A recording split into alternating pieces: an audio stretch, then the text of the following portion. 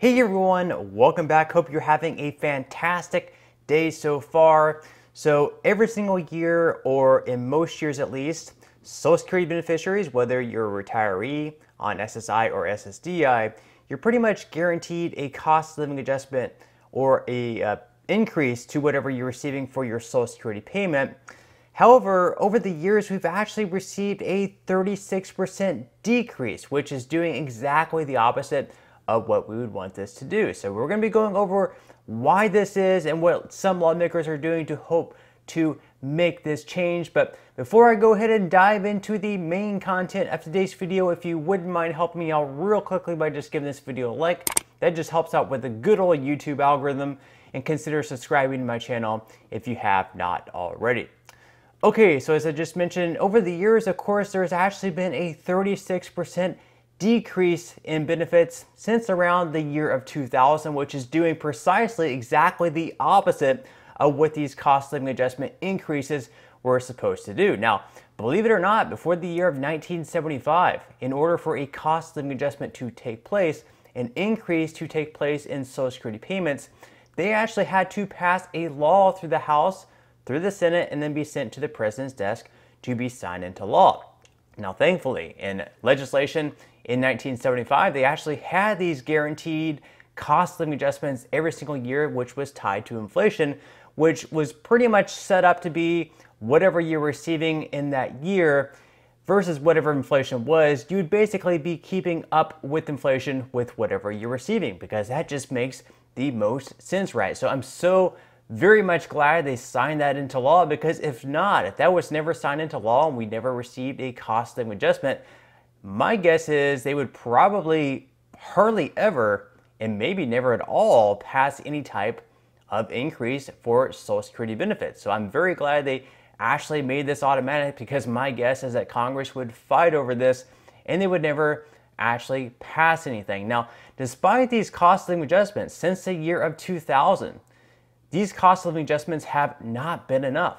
They use a measurement called CPIW, which pretty much tracks the spending of what like urban wage earners and clerical workers spend on.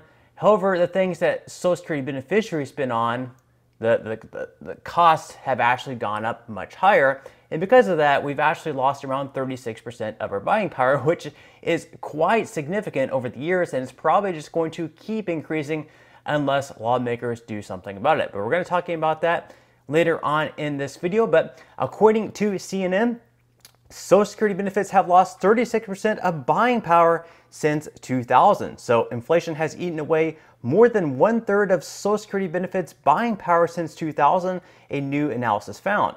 Those who retired before 2000 have seen the purchasing power of their benefits drop by 36%, according to the Senior Citizens League. These folks would need a nearly $517 boost in their monthly benefits just to maintain the same level of buying power as in 2000.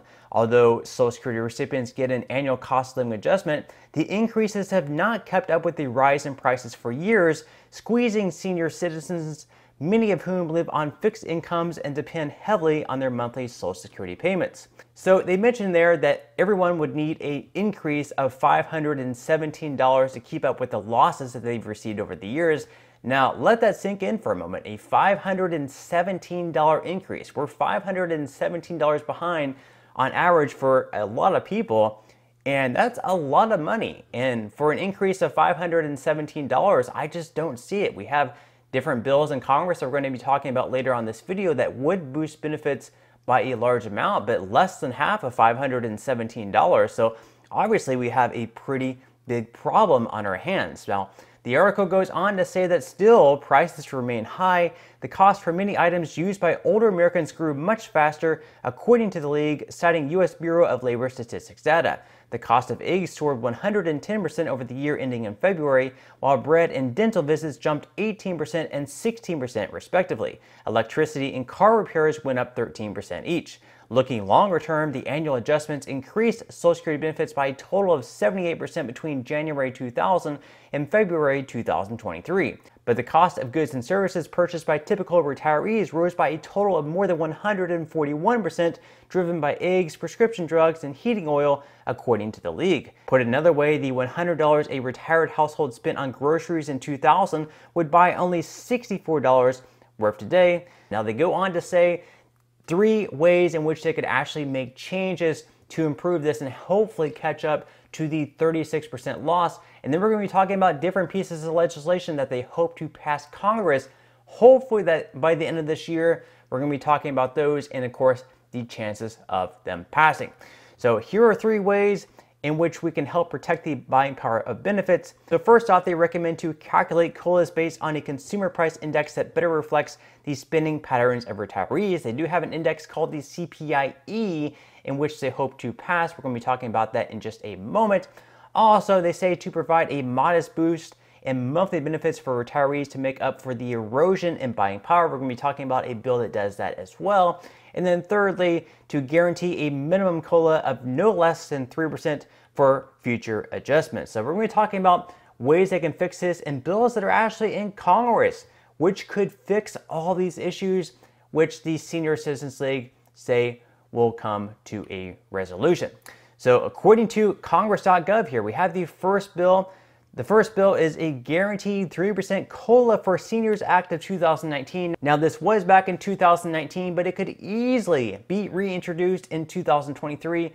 This, like the Senior Citizens League says, would be a guaranteed COLA increase of 3%. That means like in some years, like in 2008, where there wasn't a cost of living adjustment because there was no inflation, still, even in that year, there would be a 3% increase in benefits, which of course would help catch up to that 36% loss that we've been receiving since the year of 2000. Then of course we have some other bills that would change the way in which the COLAs are calculated from the CPIW method over to the CPIE method. So we had the first bill in the House. This bill is called the Social Security Cost of Living Increase Act of 2023, and that would do just that, change the way in which they calculate the COLAs over to the CPIE method. And then we have another bill called the Fair COLA for Seniors Act of 2023. So both of these bills are in the House, and the Fair COLA for Seniors Act of 2023 right now does have 28 co-sponsors, so it is garnering quite a bit of support. However, unfortunately, all the support happens to be from Democrats, so hopefully they can get some Republicans on board with this bill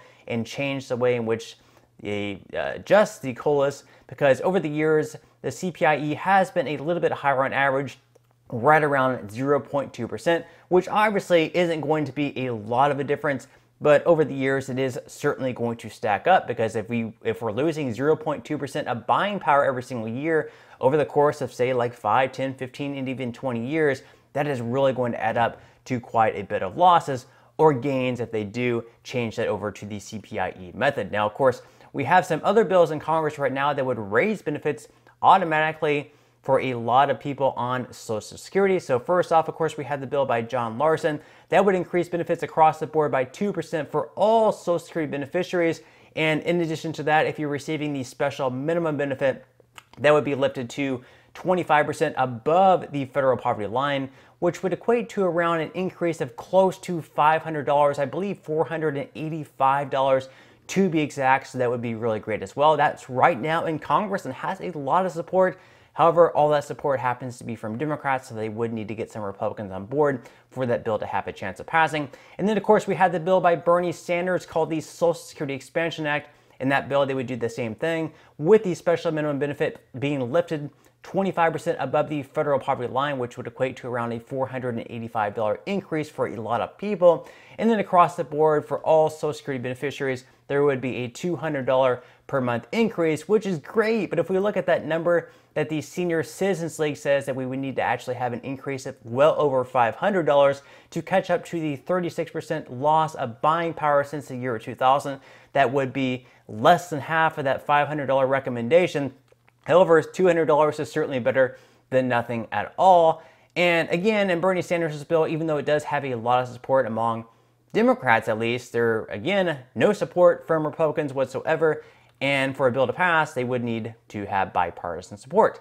Meanwhile, of course, we have plans released by Republicans, the Republican Study Committee, a couple of days ago, and in their plan, they actually want to raise the full retirement age for people turning 62 in the year of 2033. So if you're eligible for your early retirement benefits at the age of 62, 10 years from now, well, if you want to receive your full retirement benefits instead of having to wait just another 5 years until the age of 67, guess what? You might have to wait all the way until the age of 69. Now, thankfully, not any Democrat is going to get on board with this idea. Again, it will have to be bipartisan. So just because Republicans want something to happen or Democrats want something to happen doesn't necessarily mean that it's for sure going to happen.